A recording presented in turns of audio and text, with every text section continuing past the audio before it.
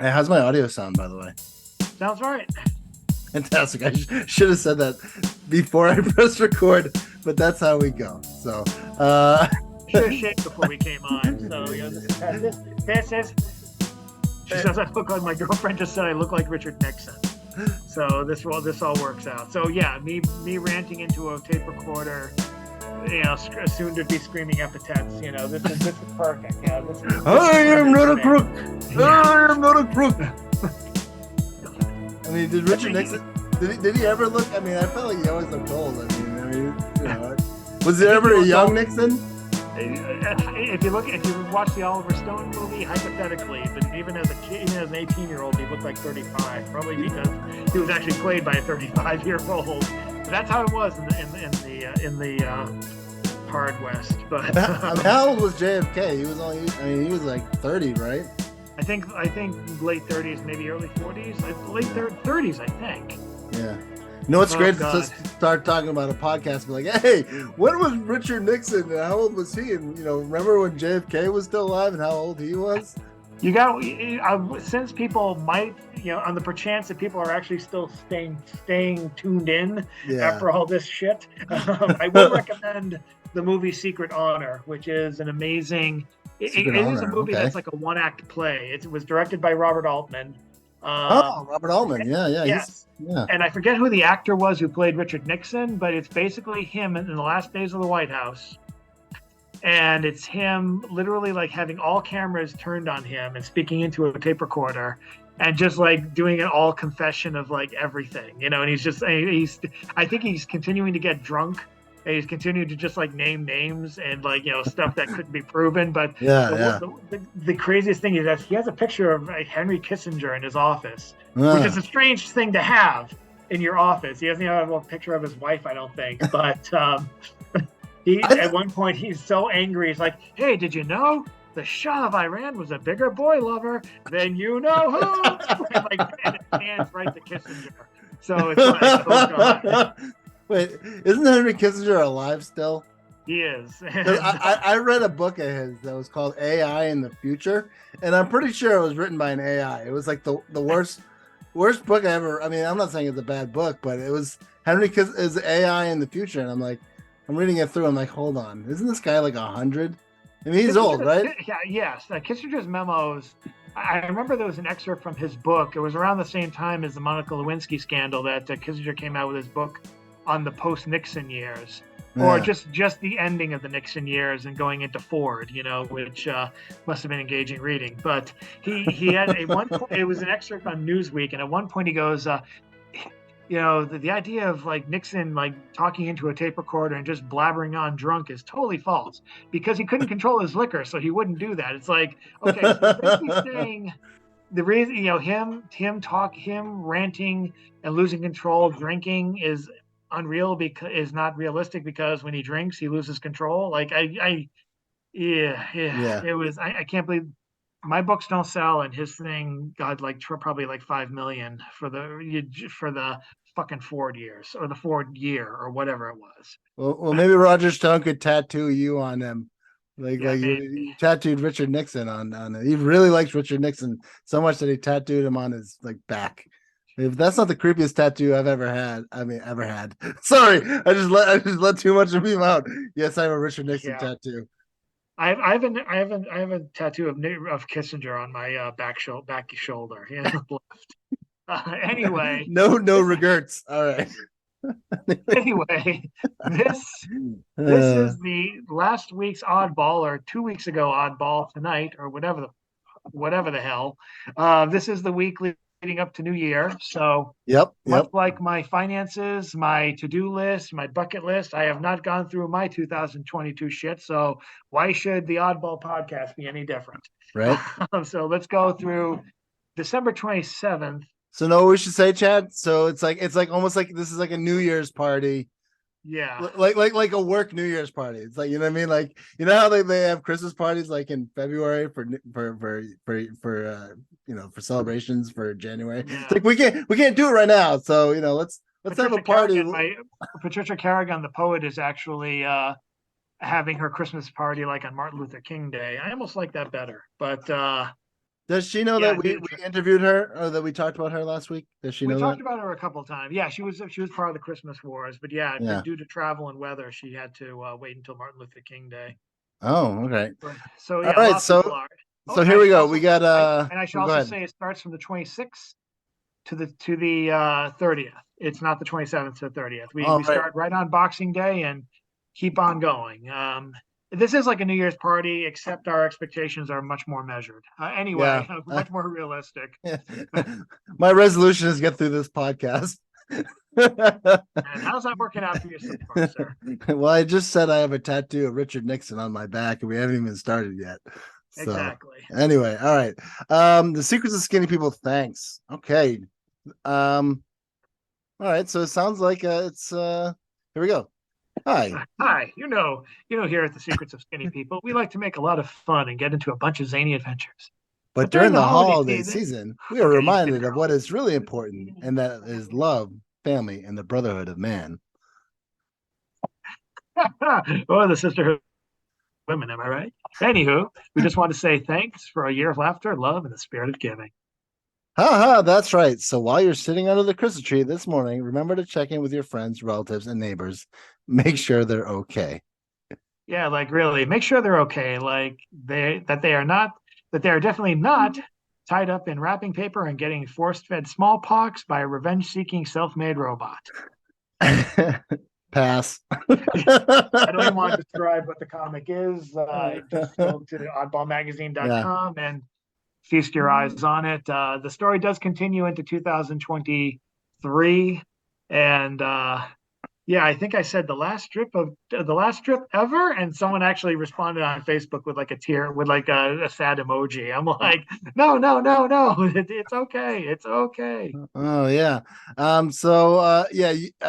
If you're on the YouTube, you can see what we're talking about. But if not, then you are going to have. Then you missed Jason Wright's tattoo of Nixon. Yeah, I'm showing it right now. Not a tramp stamp. Yeah.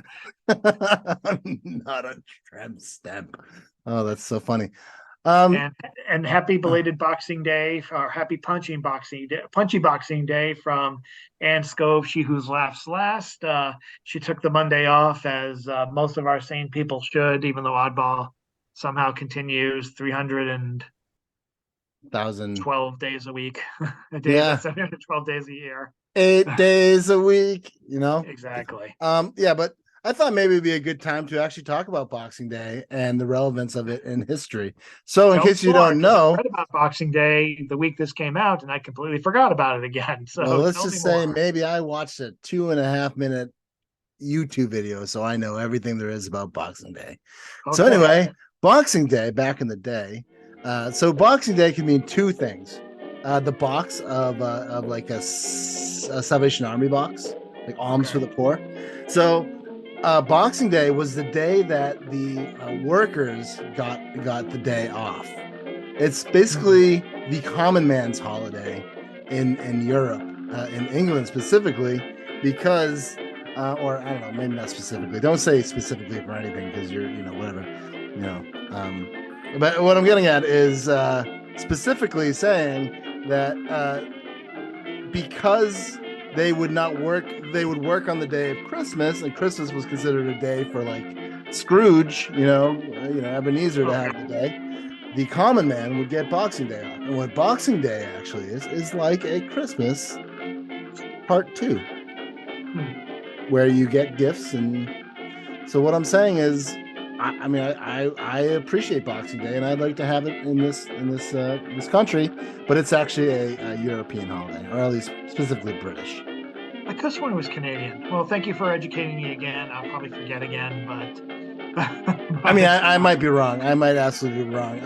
If you're listening, and you, I hope you are, please debunk my Boxing Day thing, because I only watched like an hour, a minute and a half of Boxing Day, because I was curious to see what it was. But anyway, 2-hour video. A 2-hour video, and I don't even have the cliff notes for it. But anyway, so Ann Scove took the week off, and it was a punchy Boxing Day, and we move on to. And I observed it by telling everyone else, dude, where's my fucking column? Yeah, right.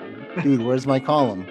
Which is actually a great name for a column. If anyone is out there thinking of like, what would be a column that you completely hijack for Oddball and be like, dude, where's my column? But it's just like a completely random ass column. Maybe we should talk about that. Here I am drinking my big jug of water again. I'm having pasta, so you're forgiven. All right, so we have Oddball Stories with Oscar Gonzalez. I had something that was almost anti-religious in reaction to Christmas, and I have to. That's my editorial sense of humor working here, but it was a funny little story from Mr. Gonzalez, so I did appreciate it. It was a story of resilience and defiance in the eyes of a school kid named Father Thomas, skipping on past, and that's what we're talking about here. Dodging all the Father Thomases of the world. I think it's really I mean, in which case his Father Thomas was the actual Father Thomas. It sounds like Father Thomas was kind of a dick, and that's what it sounds like. I will bust your knuckles. All right. Anyway, sir. You have any comments on Oscar Gonzalez? Oh wait, should we at least see who Oscar Gonzalez? He lives in Texas. Do you know anything else about Oscar Gonzalez? This is the first timer. A lot of people who submit to Oddball Stories are first timers for us, and I have to say this year has been no exception. I think there's only been one other author that we published more than once before publishing them as part of Oddball Stories. Yeah, I guess what I like about Oddball Stories is that we take it's nonfiction, right? I mean, most of the stuff is our people's lived experience, and I love the fact that people can write about that, and some of it's some of the stories that come through Oddball Stories is awesome. So if you are a memoir writer and you want to dip your toes in memoir writing and see how it sticks in Oddball magazine, send our stuff to Oddball Stories. It's really good stuff. All right, let's see what we got here next. Okay, poem by E.C Gannon, photography by Jennifer Matthews. I want you to read your piece, so I will. I'll read this. I don't know if I should read the first part or just the whole thing. This might be a short one. Yeah, I'll do a partial list, but this is the working at the Party City Blues. It just seems to be all hearsay from customers. These balloons won't blow themselves. You clown. Really? Someone's buying funeral candles and you're bitching about your being unlovable. Think of all the suffering in the world. So what if you're lonely? This phosphorescent void of something adjacent to happiness, filled with off-brand cartoon cutlery, the rights cost too much money, and mildly inappropriate bachelor party games should be enough. Shouldn't it? It pays the bills. Oh, haven't you heard? Have you heard the assistant manager, the one without the tattoos, is going down 15 to 20 for child pornography? He always struck me as odd. Can you cover his shifts? What? No, we can't pay you more. If the price of balloons go up, no one will ever host a party again. Don't you understand? Lord help me, it never ends. Wow. I admit to be having a bias of being anti-Festivus, and after all the Festivus of Christmas, I just figured we come down from the high. I didn't intentionally do this, but it just seemed like the poems came together, and I'm like, I have something perfect for this, and the crazy ribbons from Jennifer Matthews just seemed to fit perfectly. But yeah, yeah.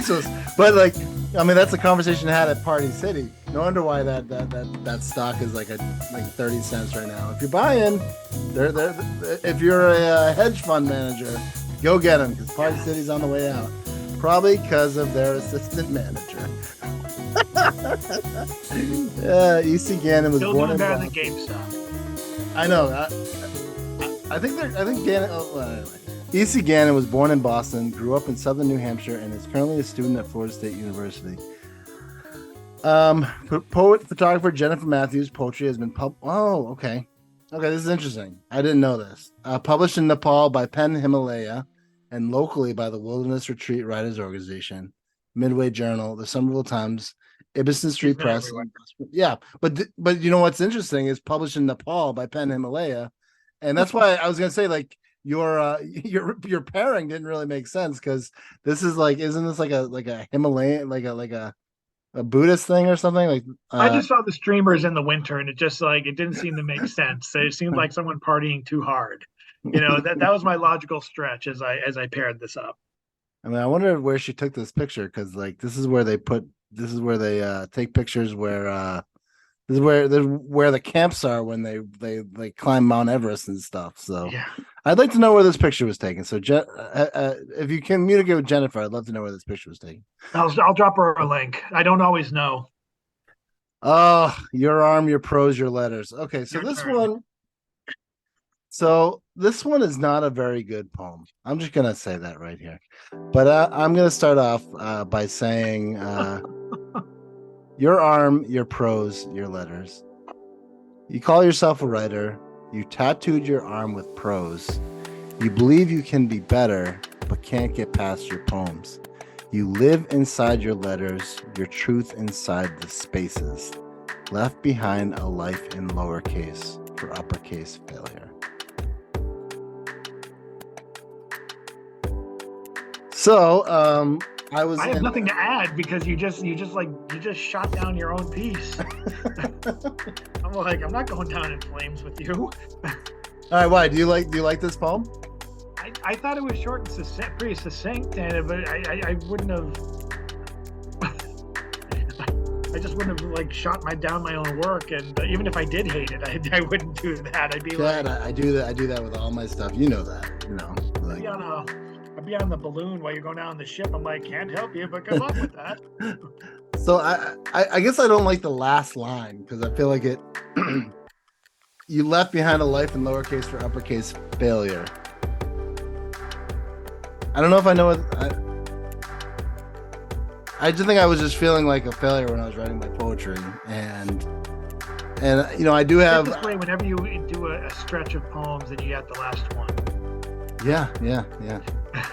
Well, actually, this was my first one. This was the first one I wrote. This is the first one I wrote, and then after that.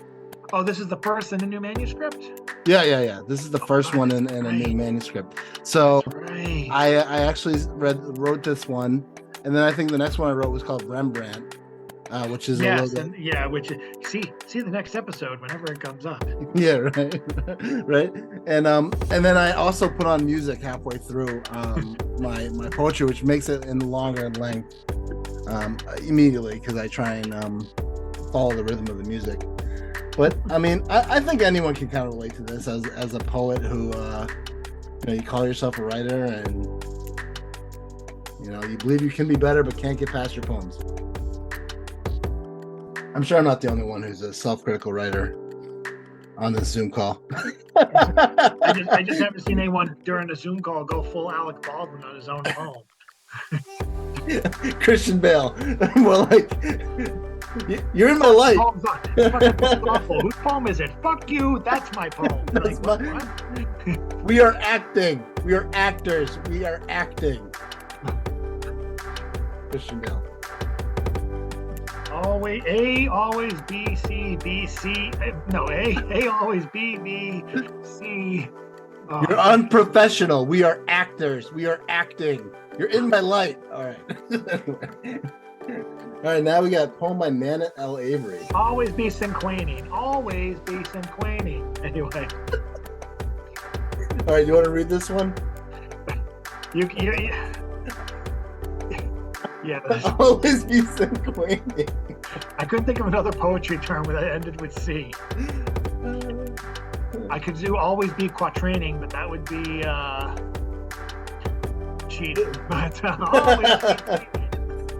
always be cheating. Exactly. Dear Lord. All right. So now we're on December 28th, 2022. This is short enough. I did choose short ones too for this week because I figured it was a vacation week. Because everyone's either hungover or getting ready to be hungover or wanting to be. Journey of a wagon. Journey of a wagon, pulled by verbs, filled with nouns, traveling over adjectives, will of the adverb. interrupted by commas, stopped by periods, interrogated by question marks, escaped with exclamation marks, finally sentenced. Wow, very clever. Props to Mr. Bowie, Mr. Glen Bowie, for the photography. I couldn't find a wagon, but I get it. I figure a fence would be derailed by a wagon of this kind of crazy caliber. Yep. Journey of a wagon, pulled by verbs. Verbs are action, filled with nouns, traveling over adjectives, will of the adverb, interrupted by commas, stopped by periods, interrogated by question marks, escape with exclamation marks, finally sentenced. No punctuation. So, interesting. It goes on. Her name is Avery, and her nickname is a palindrome. She is an excellent dart player, international film enthusiast, and eats ice cream every night before bed. I like her. She has. Has Nanette L. Avery graced our pages before? I mean, Glen Bowie sure has. Glen Bowie is if you remember last podcast. This is Nanette's first time. Oh, well, welcome, Nanette. As far as I know, yes. Very good poem. I like it. Her nickname is a palindrome, so maybe we'll talk to Nanette about that. And what is your palindrome, Nanette? But Glen Bowie, Long-time poet, musician, photographer. He's been with us for a long time. Elevator maker, glass elevator builder. You can see his work in Captain America: The Winter Soldier. Really? Yes. Wow, that's cool. All right, moving on. We have. It's all one thing. Nope, we got a poem by Timothy Gager. I love that's right, Timothy Gager. Let's see. Sorry, Timmy. Yes, Timothy Gager, Oddball board member, a longtime Oddball contributing poet even before this. Yeah. Shared bathroom at the Oceanic Hotel. I'll let you tackle this one if you like. Okay, here we go. Here's looks to be a picture of the Oceanic Hotel. Spider over this. Also by Timothy Gager. Sorry. Also photography, also by Timothy Gager. So this is nice, and the little moon right there. A nice shot. Shared bathroom at the Oceanic Hotel. Spider over the sink in a bathroom. Web was a giant ghost of the past, where I once crushed spiders in my bare hands, batted them to the ground, crunched under my right Converse high top. My mother told me that spiders were reincarnated from someone we loved, a miracle in ways unknown to grasp. That span over a sink is spread 2 feet across. Queen in the middle, her body of work inches above my sight lens. I'd never notice until the days I had to duck.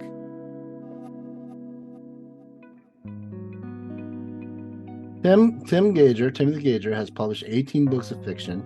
He's had over 1,000 works of fiction and poetry published, 17 nominated for the Pushcart Prize. His work also has been twice nominated for the Massachusetts Book Award, the Best of the Web, the Best Small Fictions Anthology, and has been read on National Public Radio. And if you really want to dive into Tim's work, he has a brand new book. He had the book 2020 Poems, and now he has the other book, Joe the Salamander. And if you actually want to show Tim some love, give him a fucking pushcart already. Come on, he's had more nominations and losses than Martin Scorsese. This is not right. I know, right? Oh, we have a comment. I'm gonna click on the comment. I don't know if it's nicely done. John Stickney, thank you. Thank you, John Stickney. I get scared. I don't read the comments anymore. Look, a poem. Remember Blaine? This is a poem by Timothy Gager. Other recommendations, yep. Well, Blaine Hebel. Yeah. So at the end of if you scroll down to the end, you see. So this is a cool picture. I think this was taken by TJ. That's an old poem. Either TJ or what's her name? Allie Goldman took it. Yes, one of those two. And Timothy Gager. I call him Tim, but Timothy has been in. I guess his pen name is Timothy.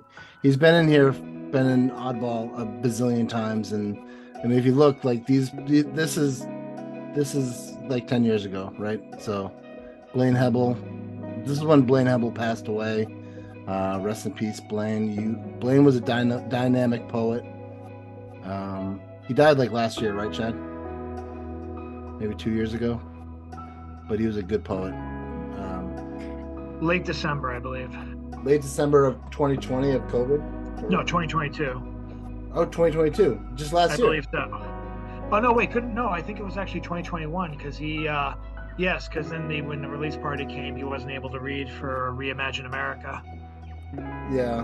What is Reimagine America? What was that? That was an anthology that was put out by Vagabond Press. Mark Lipman edited it, and I was one of the people who was able to contribute work, as was Blaine Hebel. I think that was the last publication he ever sent to.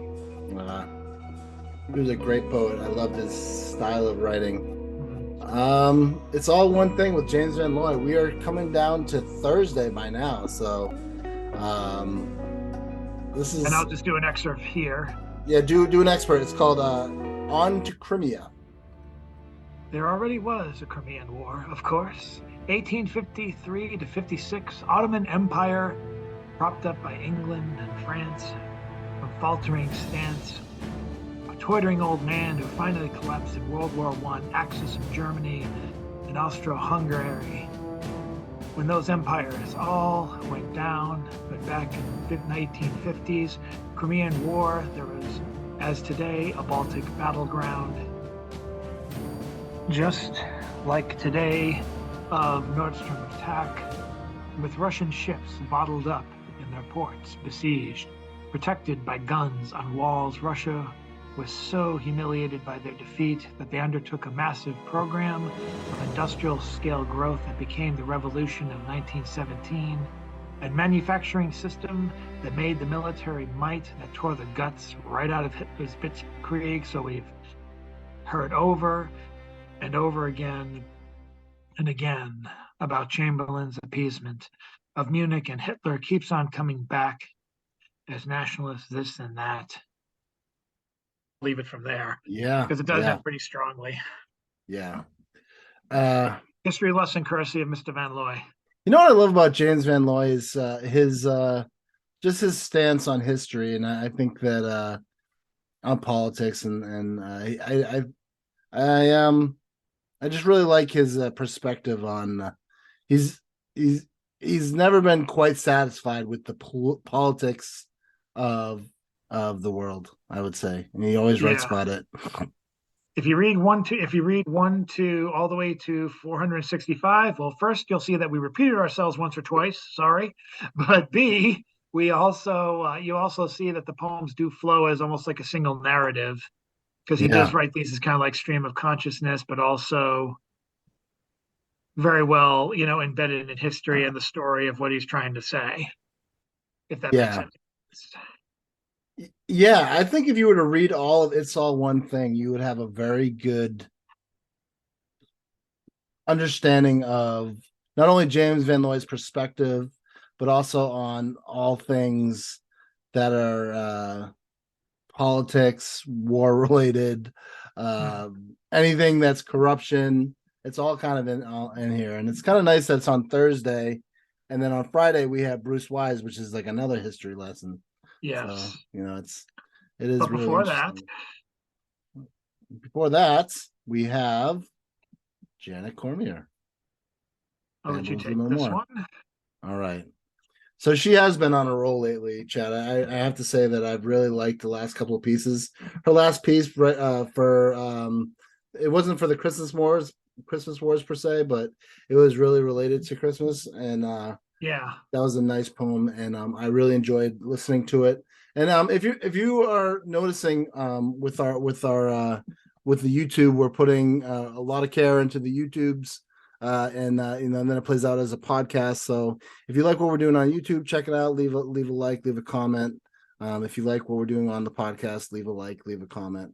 Let us know if we're on the right page here with what we're doing with the podcast. So, my heaven, annoying voice from within disrupts sleep, taunts me to choose between path well traveled or universe unexplored, challenges me to wander into places that ignite spirit with more haunting questions, reshapes dreams with possibilities, pushes forward even as I fight against it, that force that took me from familiar, away from roads well traveled, into a world of unexplored universes, infinite possibilities.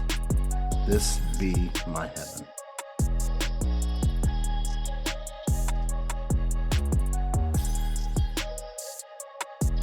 Chad, what are your initial thoughts on Janet's poem? I think it has its. I think it definitely worked as a year-ender. Yeah. I think she instinctively knows, like, it keeps track of like the time, and then and just is able to kind of write to her own ebb and flow as a person going through a year or going through even longer stuff. Yeah.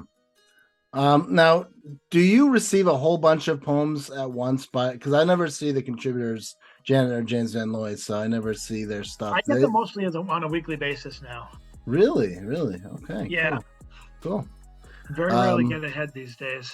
So what I love about this poem is it's definitely like the thoughts you would have before trying to go to sleep. Definitely like a dream escape kind of thing happening, and you can tell that she's deeply spiritual, or at least into the cosmos and stuff. And pretty cool poem.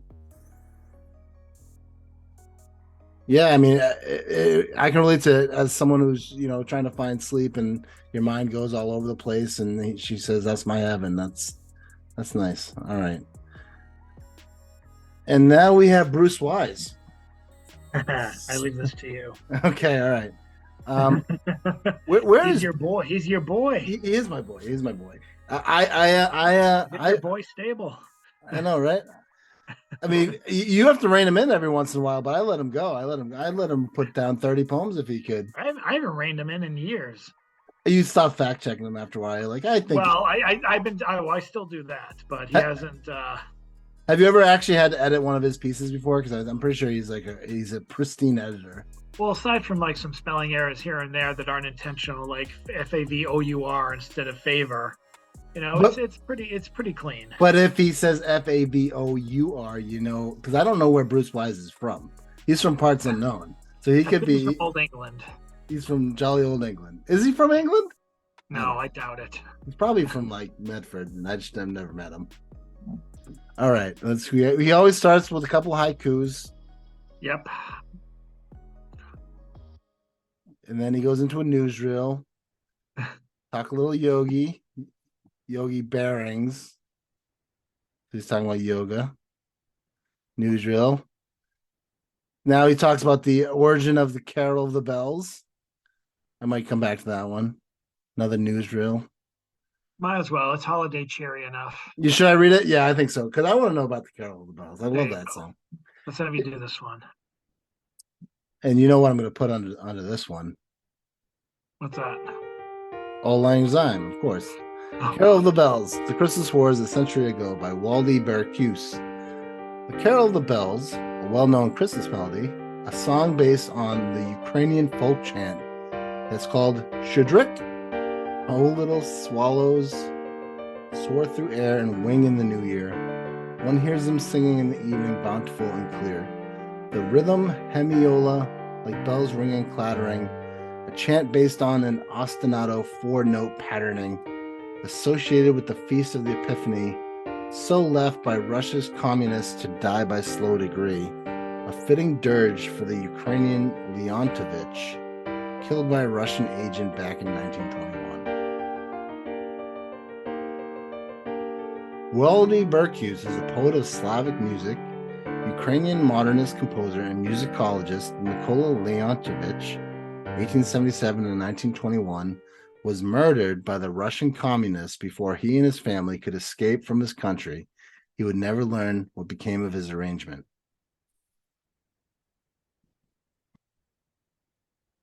I had no idea that's what that song. And that's the holiday cheer I was talking about, huh? Yeah, right. Hark, hear the bells, sweet silver bells. In a way, that's a perfect way to end 2022 in 2023. As 2 weeks in for Oddball and this Oddball podcast. With the Ukrainian Leontovich killed by a Russian agent back in 1921. So if you're wondering who killed Ukrainian Leontovich, it was a Russian agent back in 1921. The Atlanta Falcons. Denver Broncos. Okay, 1991 Denver Broncos. Let's see, conservative. Let's see. Sometimes he writes. I'm just gonna check. Sitting on a curb at 25 degrees. Mode of transportation. That sounds like a pretty cool one. The Trooper. He felt like hell. The Twitter flies. All right, I'm gonna read this one. Wait. The Twitter files, I think is what it says. Or is it Twitter flies? Twitter flies. Oh, it is the Twitter flies. My bad. Go ahead. The Twitter flies by Eska We Builder. The Twitter flies are old news, cod, sewer, bile. The FBI paid Twitter to process all their requests, more than $3 million, so to work at their behest. At Twitter, many former FBI employees worked and made a secret channel to onboard new feds accrued. The Twitter leadership got rid inconvenient truths because they didn't want them on the platform, no forsooth. And Twitter's many propaganda people were at pains to aid the Pentagon's covert online PSYOP campaigns. Executives from Twitter had been pressured to locate misinformation from the Russians, even if half-baked, and Twitter interfered in 2020 censoring to ban all Hunter Biden laptop story mentioning. But also, as with Twitter, this crazed governmentia had been in contact with each corporate social media, and Twitter didn't ban this once these deepfake images. They still deleted, unlike individuals. Oh yes, the Twitter flies flew all around their giant Trojan horse, and this has been known for some time. It is par for the course. The Twitter BS, then so thick, could anybody think that most of what they thought they wrought did anything but stink? I feel like I just read a secret document I wasn't supposed to read out loud. Hashtag Elon Musk. Yeah, if me and Chad go missing, you know why. The Atlanta Falcons. All right. Yeah, exactly. Oh, God. Before we go, I do want to say that if you go on YouTube and you look up Secret Honor full movie, there is actually a full movie there.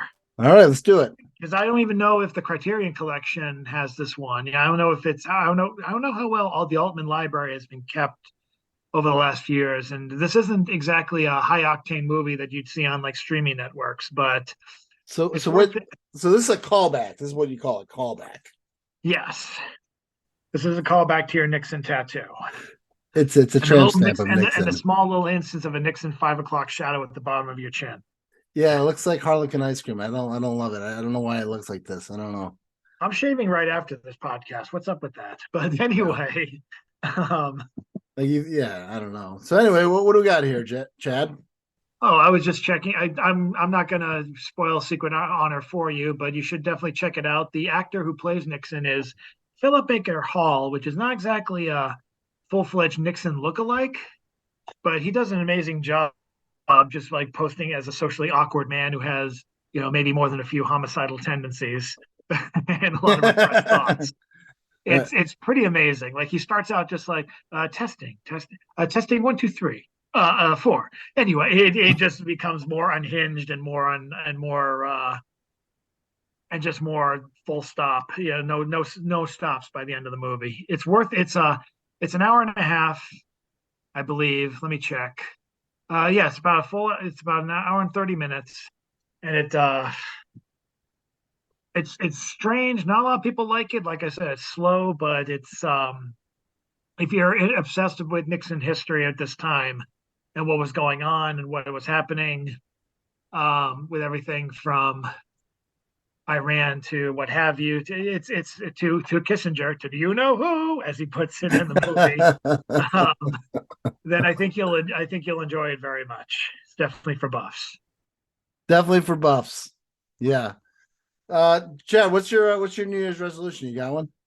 To get more than one other person, get one extra person on my Patreon. All right.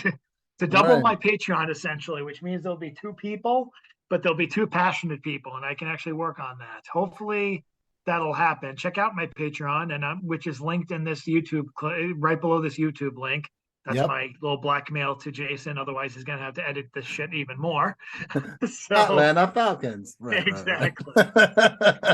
Thank you to my friend, Mr. Black, for posting my Patreon. Yes. By all means, check out my Patreon. Check out the Stone Soup website. 2 weeks from now, this is technically Yeah. December 26th. So 2 weeks from now, in January 11th, we will have David P. Miller featuring live, in person. I got to keep my new resolutions to stop saying live when I describe Stone Soup, because whenever I say live, I would say it to imply that it was like in person. But the thing is, when I record, we're live, so Right, it's not like right. when we're doing a stream, we're live. So maybe you can say streaming, because Yeah. there's streaming services like Very Paramount. true. You're very much like Paramount. There you go. You're Good Stone Lord. Soup. Anyway, this Wednesday, January 11th, in the time capsule, David P. Miller will be featuring, and we have a lot more great features to announce and for the coming months, both online and in person. So stay tuned for that, and thank you guys very much. Yeah, it's been great, and technically we're 1 week behind. It's almost like it's like Running Man. Like we're trying to get there. You'll be 3 weeks behind by the time you get this up. I know, right? Unless you want to meet on Tuesday, and we can invite. We can see if Jeffrey wants to do it. Yeah, maybe we could do it at Atlanta Falcons. Let's do it at let's do it at 7. Does that work? It might work, but I'll talk to Jeffrey before we do anything. That would be at least fun to see if we can get some spoilers for the Secrets of Skinny People. I've actually never interviewed him. I've known him for years. I've known him ever since 1996 when I first worked with him in Milano's Italian Kitchen, which is a long extinct restaurant chain in Boston and California. And I used to know him when he was drawing stuff on a napkin. Mm-hmm. I mean, yeah. So he would just draw like Rob Liefeld-esque 90s characters looking superheroes, just saying, "Get me! I'm on a napkin." It's how cool so is his humor. Jeffrey made me and you characters in Secrets of Skinny People.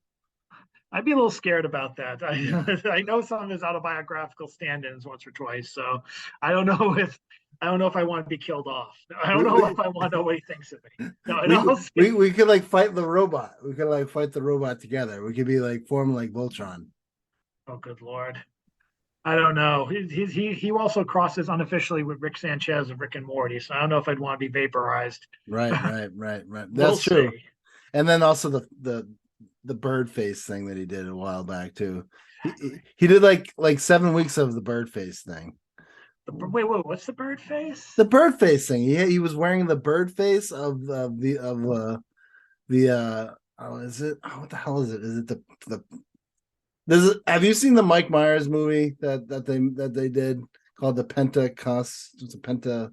Oh yeah. Penta something.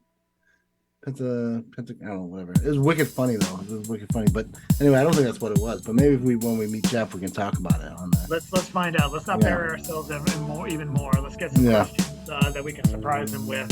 Yeah, and I'll let him know. So get this up as soon as he can. So this is the Oddball Show. We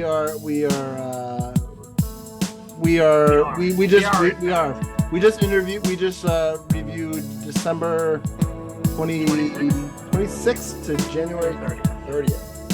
And January 30th, don't we wish? January 30th, yeah. Yeah, I know. We recorded it. We reviewed everything from January 30th, 2022 to now. So it's all compact in less than an hour. And that's how you do it at the Oddball Show. So anyway, Chad, thanks for joining me. Hopefully our next guest will be Jeffrey Fallon. There's some good stuff to happen in the new year, in Oddball magazine world, and there we go. Yeah, well, you have to stay tuned to find out. Chad, it's been real. We'll see you next week. Next time. Next time. Yes, next time. Always say next time. And see you next time at the Oddball Show, the week that was.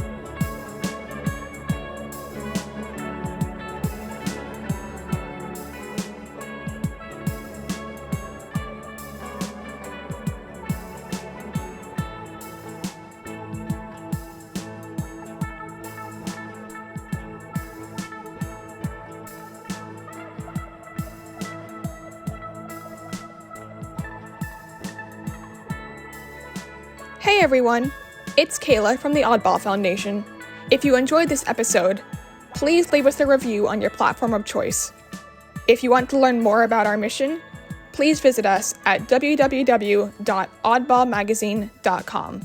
Thanks for listening.